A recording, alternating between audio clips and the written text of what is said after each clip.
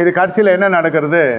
அதனால தான் பரிசுத்தவான்கள் எங்கள் பிலமோனுக்கு 1:5 மறுபடியும் சொல்லு, எங்கள் ஜெபங்களில் உம்மை நினைத்து எப்பொழுதும் என் தேவனுக்கு ஸ்தோத்திரம் செய்கிறேன். பவுல் சொல்கிறார், இந்த பரிசுத்தவான் மீது உங்களுடைய விசுவாசி அன்பையை நான் கேள்விப்பட்டேன். அந்த மனுஷன் ரொம்ப லவ் பண்ணிட்டான் ஊழியக்காரங்களை.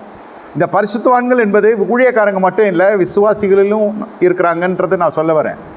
என்ன அதனால் வேதம் சொல்லுகிறது 6:10 எபிரேயரில், ஏனென்றால் உங்கள் கிரியையும் நீங்கள் பரிசுத்தவான்களுக்கு ஊழியம் செய்ததினாலும் செய்து வருகிறதாலும் தமது நாமத்திற்கு நீங்கள் காண்பித்த அன்புள்ள பிரயாசத்தை மறந்துருக்கு தேவன் அநீதி உள்ளவர் அல்லவே என்று வேதம் சொல்லுகிறது. அதுதான் சொல்கிறது, பரிசுத்தவான்கள் செய்கிற ஊழியமே இருக்கும், கர்த்தருக்கு ஊழியம் செய்கிறது இல்லை. இது நல்லா புரிந்து கொள்ளுங்க. பரிசுத்தவான் கர்த்தருக்கு ஊழியம் செய்கிறாங்க. இந்த பரிசுத்தவான்களுக்கு ஊழியம் செய்யறதுக்குன்னே ஒரு குரூப் எழுமோம். ஆமாம், இந்த ஊழியக்காரனாகிய பரிசுத்தவானுக்கு விசுவாசிகள் மந்தையில் இருக்கிற பரிசுத்தவான்களாகவே மாறி வருவாங்க. Can you follow? முதல்ல ரட்சிக்கப்பட்ட சபையில் வந்து சேர்றான், அப்புறம் நீதிமான் ஆக்கப்படுறான், அப்புறம் அவன் பரிசுத்தவானை மாறுறான். இந்த பரிசுத்தவானை மாறிக்கொண்டிருக்கிற பொழுதே இன்னொரு பரிசுத்தவானுக்கு வந்து ஊழியம் செய்வான். இந்த பிரச்சனை என்ன நடக்கும்னா, இதெல்லாம் விட்டுருவாங்க, இந்த ஆர்டர் எல்லாம் விட்டுருவாங்க, இந்த வழிமுறைகள்லாம் விட்டுருவாங்க. கொஞ்சம் சில காரியங்கள் விசுவாசத்தில் நடக்கிற அடையாளங்கள் நடந்தால் உடனே இப்போ ஊழியத்தை ஆரம்பிக்கிறவங்களாம் இருக்கிறான். அப்புறம் அது சில காரியங்களால் அது தடை பண்ணப்பட்டுரும், அது பிரச்சனையில் போய் முடியும். பேஸ் சரியில்லை. அதுக்குள்ளே கட்டணம் பெருசான பெரிய தரிசனத்தை கர்த்தர் கொடுத்துருக்கிறார், எனக்கு சொப்பனத்தில் பேசினார், அது இதுன்னு எல்லாமே உண்மையாக இருக்கும். அது ஒரு காலத்தில் நிறைவேறும். அது வரைக்கும் நம்ம நாட்கள்லாம் எண்ணிக்கிட்டெல்லாம் வேலை செய்யக்கூடாது, மனதார இதை வந்து செய்யணும்.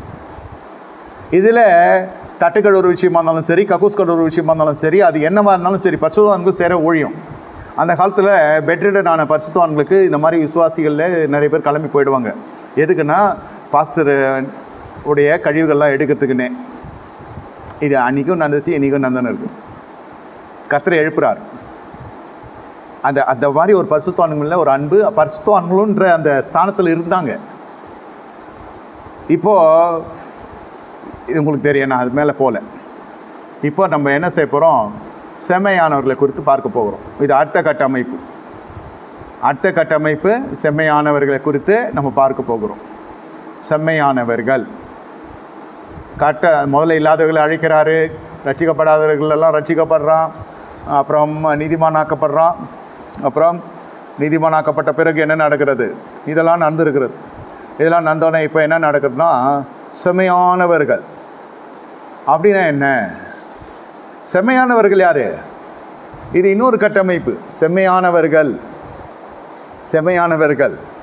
அல்லே